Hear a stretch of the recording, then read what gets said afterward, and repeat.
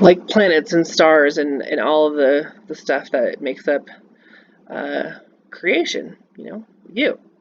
Um, the cells that, the atoms that make up your body, um, everything was put into creation at that time at the Big Bang Theory. Now, it's important for us as Christians and for even scientists, like non-Christians, to ask like what started that? What made the Big Bang happen? Because in order for something to move, that singularity had to be something both incredibly big and incredibly strong. And there's nothing in existence that could have done that. There's nothing that could have caused that to happen. It had to be something outside of it. And so we know that that something was God who caused the Big Bang to actually happen. Now, again, you're going to hear throughout your life that science and faith don't work together, and that's just not true. Because the Big Bang Theory, though some think that the Catholic Church does not support it, actually the Catholic Church does very much support it, and it was actually discovered, and like the theory itself was like invented by a man named Louis Pasteur. Nope, that's not true. George Lemaitre. And George Lemaitre, when you learn about him in school, when you learn about the Big Bang Theory, they're going to leave out something that's kind of an important part of that, and that's of his name. And that important something in his name is that his name is actually Father George Lemaitre. That's right, he was a Catholic priest. He was ordained a Catholic priest in 1923. He originated the Big Bang Theory. He was a member of the Vatican's Pontifical Academy of Sciences.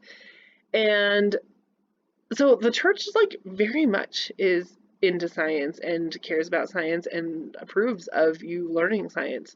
And like I said before, all of those famous um, scientists were Catholics, Catholics who were studying our origins.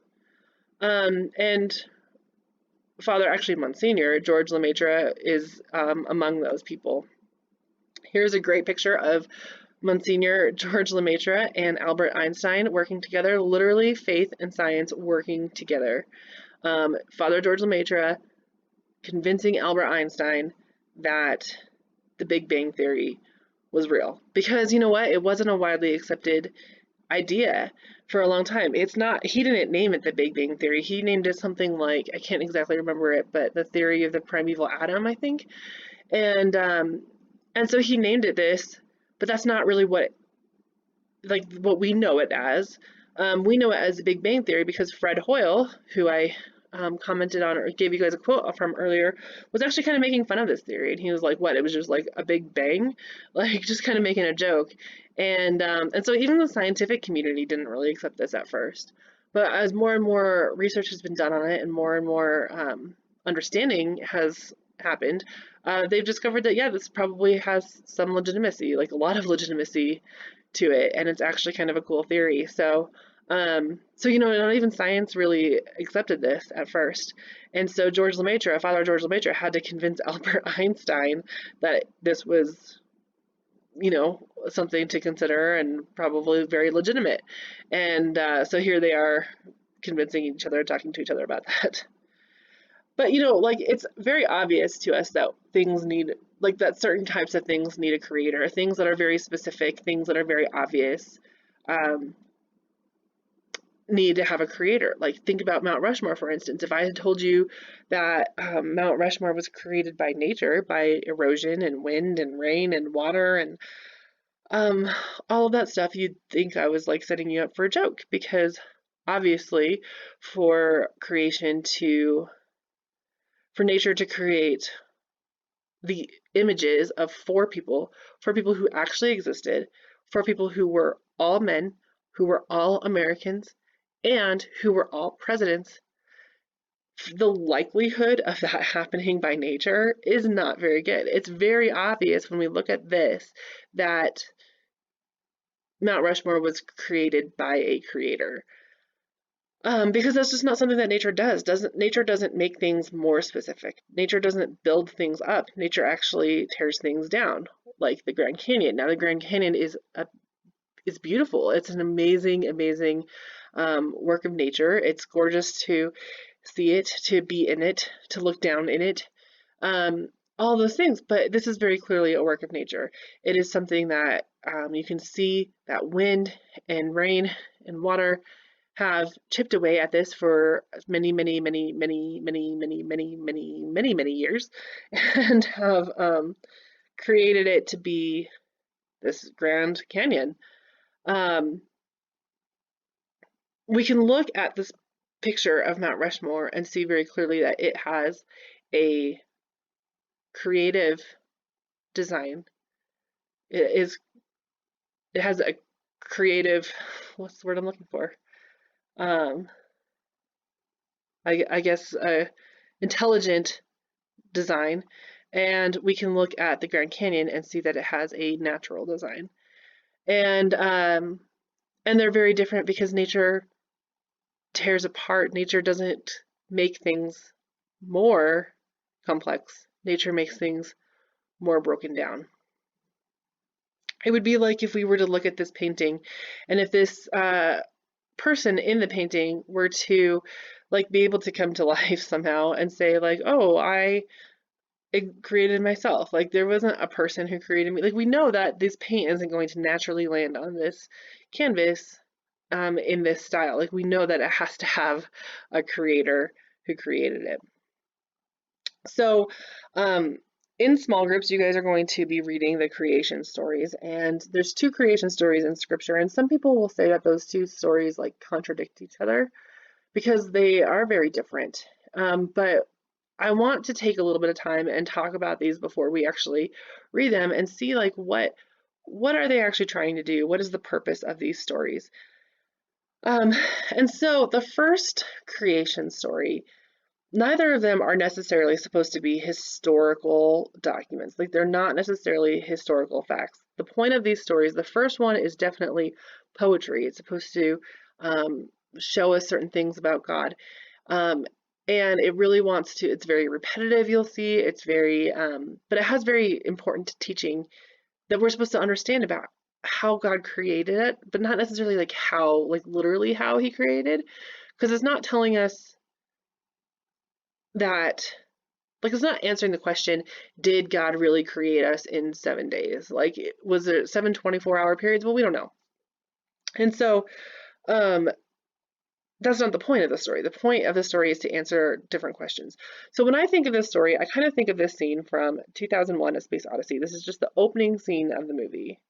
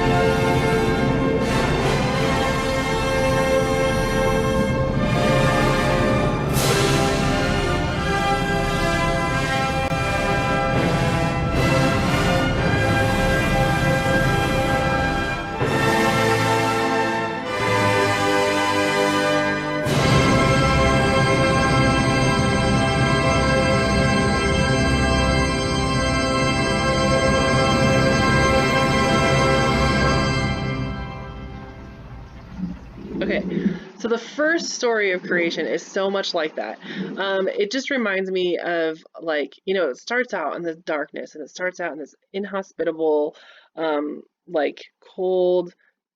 I mean, it's the moon that we see in the 2001: A Space Odyssey, but it's just dark. It's just nothing really. And then we see that the light comes into the scene, and we see that the planet Earth comes into the scene. We see what's on the planet Earth here. Like we don't see even just one or two characters. We see all of civilization is on this planet, and so like we're getting the big, grand, majestic view of things when we see this scene in this movie. And that's kind of what the first story of creation is showing us. It's kind of showing us that, like we were, when God created it, like he created in a very logistical order. Like he didn't just start with the birds and then give them a planet. Like he didn't start with fish and then give them water, right? Like he gave us things in a very specific order. It was not chaos, it was not random, it was not by accident or chance. It was very intentional, it was very planned out. And so God created, you know, the sun, the earth, like water, um, the land, and then he created animals and like vegetables and animals, and then he created man, and then he created woman, and then he looked and said that it was all very good. So that's what we get in the first story. Now the second story is kind of more like, oops, no, I don't want to do this again. It's kind of more like this scene.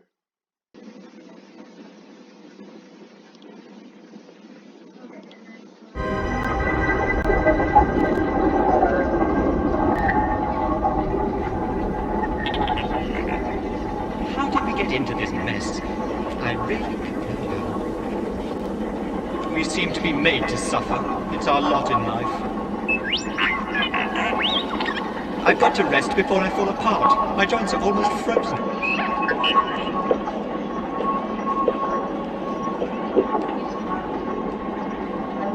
What a desolate place this is.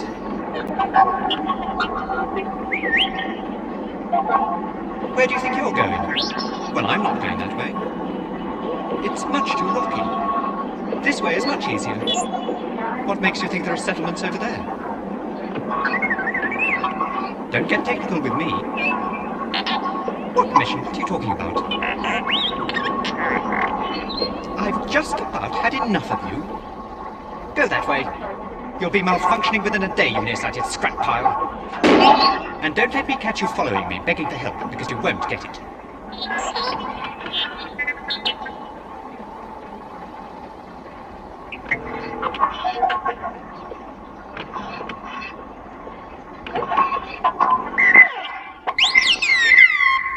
No more adventures. I'm not going that way.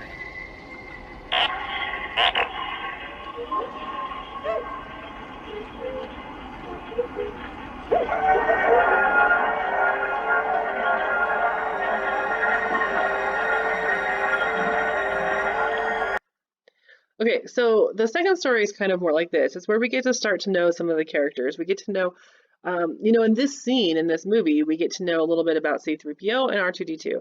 Not necessarily like how they got there, where they are, but we get to know like that C-3PO is very unexcited about adventure. He complains a lot. He's very annoyed. He's very annoying. And so we get to kind of know that stuff about him and like his character a little bit.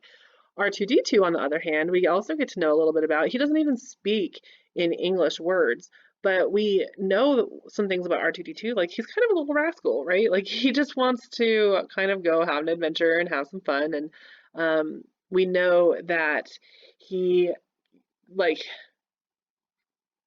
he's not scared. Like he's not really here to be worried about things. He's here just to kind of like he's in the situation. He's just going to make the best of it. He wants to go where it's rocky, so that's what he wants to do. And so we kind of get to know these characters just a little bit more, who they are and what their personalities are like. And that's kind of what the second story in creation does for us. It teaches us like who God is. It teaches us who humans are and how God wants us to interact. What God visions for humanity and how He envisions us to exist and to exist with Him and to relate to Him. And so that's kind of what the second story does. Again, these are not historical stories. These are not facts. These are allegories. They're supposed to teach us something about ourselves and teach us something about God. And so on the surface, it kind of does look like they contradict each other, but they're not factual, and they're not, the point is not to tell us how things happened. These are not scientific stories, right? These are stories to teach us about God and to teach us why we were created. We were created to be, we were created out of love. We were created to be in communion with God. We were created very good. Um, and we are the end of creation. Um, we're the last that was created because things got more and more complex as they went, right? And we know that God ended with us and then he had rest. And um, so it's just a really cool thing to see how these two stories work together and how they can teach us about our relationship with God. So before we go into small groups, oops, I do want to make the announcement that we're not going to see each other until December 2nd. We're not going to be together again until after Thanksgiving. Next week we have a leader meeting that we're going to do with just the leaders, and then the week after that is the day before Thanksgiving. So we'll see you guys again on December 2nd. You can go ahead and go into small group now and read those two creation stories and talk about the similarities between the two, the differences between the two, and things that really kind of stand out to you about the two stories.